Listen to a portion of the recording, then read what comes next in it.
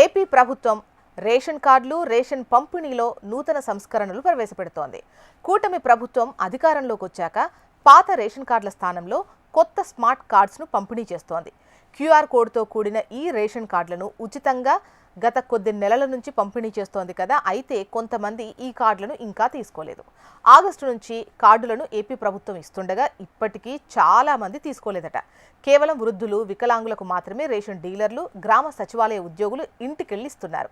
ఇప్పటికీ స్మార్ట్ కార్డులను తీసుకొని వారికి ప్రభుత్వం చివరి అవకాశం కల్పించింది. డిసెంబర్ 15 లోపు కొత్త స్మార్ట్ రేషన్ కార్డులను తీసుకోవాలని ప్రభుత్వం డెడ్లైన్ విధించింది. లేదంటే ఆ తర్వాత ₹200 ఫైన్ కట్టి తీసుకోవాల్సి ఉంటుంది.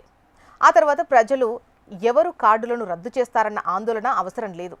దగ్గరలోని సచివాలయాల్లో ₹200 రుసుము చెల్లించి చిరునామాతో సహా దరఖాస్తు చేసుకోవాల్సి ఉంటుంది.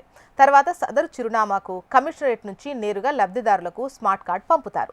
సచివాలయ అధికారులకు, రేషన్ కార్డుదారులకు ఫోన్ చేసి స్మార్ట్ కార్డులు తీసుకోవాలని, లేదంటే వెనక్కు పంపిస్తామని సమాచారం అందిస్తున్నారు. కొంతమంది ఫోన్ కాల్స్కు అందుబాటులో లేకపోగా మరికొంతమంది కాల్ చేసి చెప్పినా తీసుకోవడానికి వెళ్లడం లేదు. దీంతో అధికారులు డిసెంబర్ 15 వరకు గడువిచ్చారు. ఆ లోపొచ్చి తీసుకెళ్లాలని చెబుతున్నారు. కాగా ఏపీలో ప్రభుత్వం ప్రజలకు మరింత సులభంగా, పారదర్శకంగా రేషన్ సరుకులు అందించడానికి స్మార్ట్ రేషన్ కార్డులు ప్రవేశపెట్టింది. దీని ద్వారా పేదలకు రేషన్ సరుకులు అందిస్తోంది. అక్రమాలకు కళ్లెం వేసేందుకు స్మార్ట్ రేషన్ కార్డులను కొత్తగా రూపొందించింది.